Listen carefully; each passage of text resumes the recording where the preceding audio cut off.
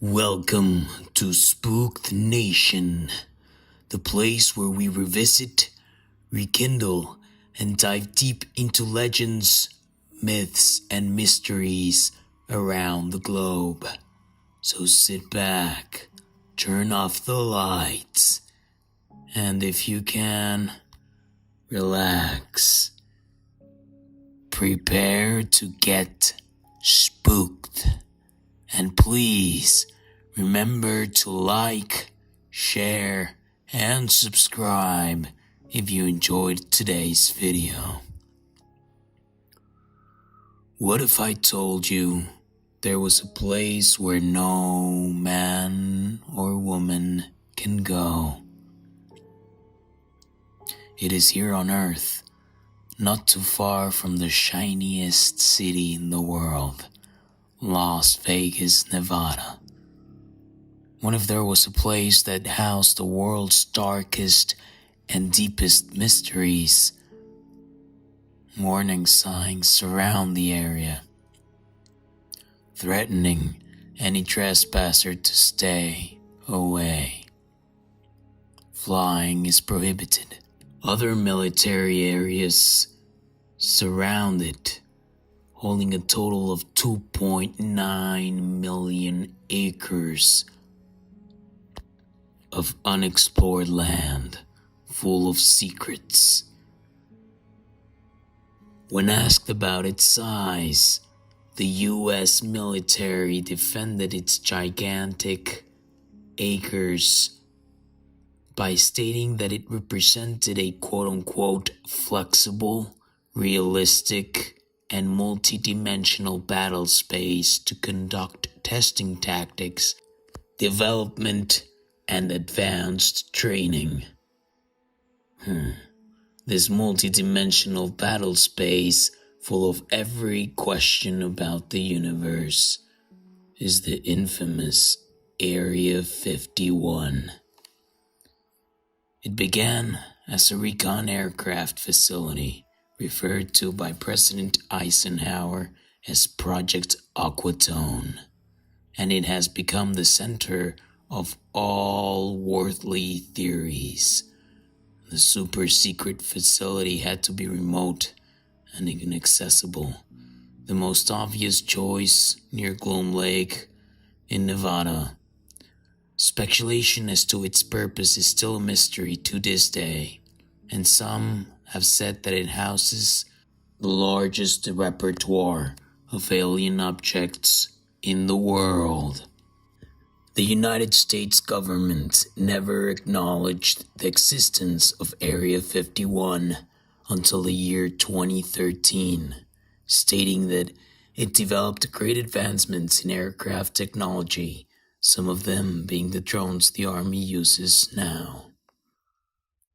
But to look at what fueled all the conspiracy theories regarding the extraterrestrial, we must go to the summer of 1947, when multiple sightings of unidentified flying objects began to rise.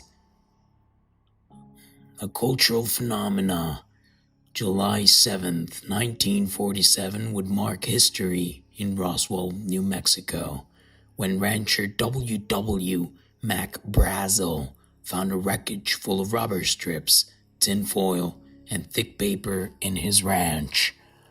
Upon finding the scattered pieces of what appeared to be a UFO crash, he contacted the authorities, leading to Colonel William Placard, who, as commanding officer of the Roswell Army Field, otherwise known as the RAAF, seizing the materials.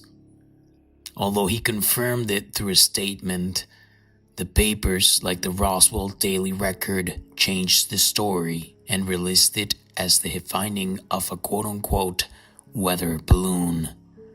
It was not until later, in 1944, that the U.S. Air Force released a report conceding that the weather balloon, in fact, was a lie. They justified it by saying it was a spying device used to spy on the USSR.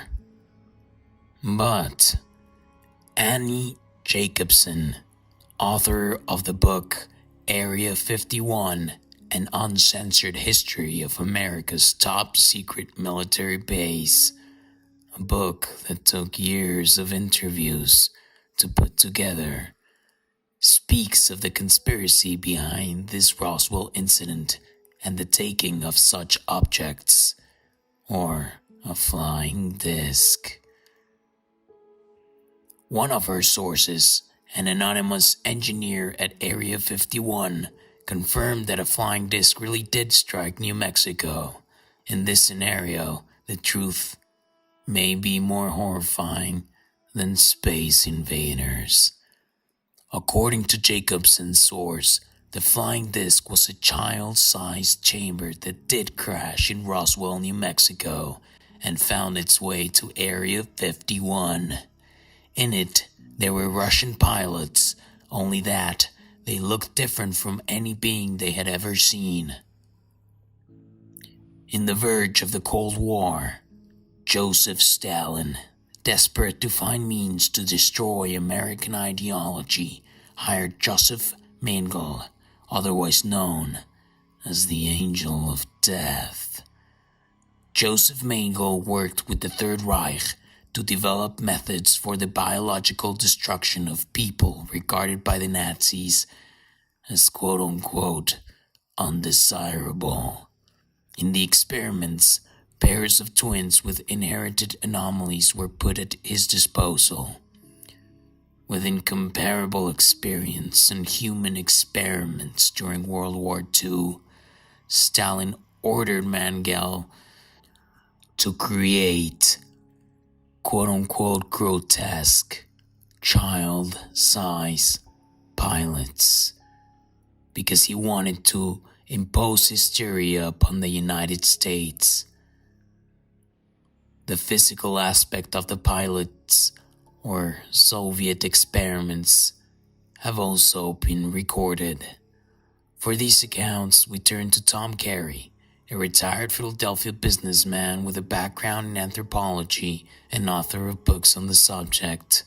One day, as he was sitting in his Philadelphia home, a mysterious source sent him an image of what appeared to be what he calls, quote-unquote, Child of Earth, who got its name after the daughter of a Roswell firefighter spoke to him and mentioned that his father used to say that the 3 aliens he saw in Area 51 were children of the Earth.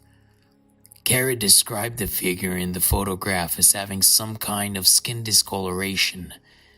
He then sent it to Richard Double from the University of Toronto, who noticed that the figure had half as many ribs as a human. No collarbone, and its arms attached to the top ribs. They performed drum scans for clarity, digital illustrations creating 3D images, and consulted Kodak to see if the images were real. They were undeniably unaltered.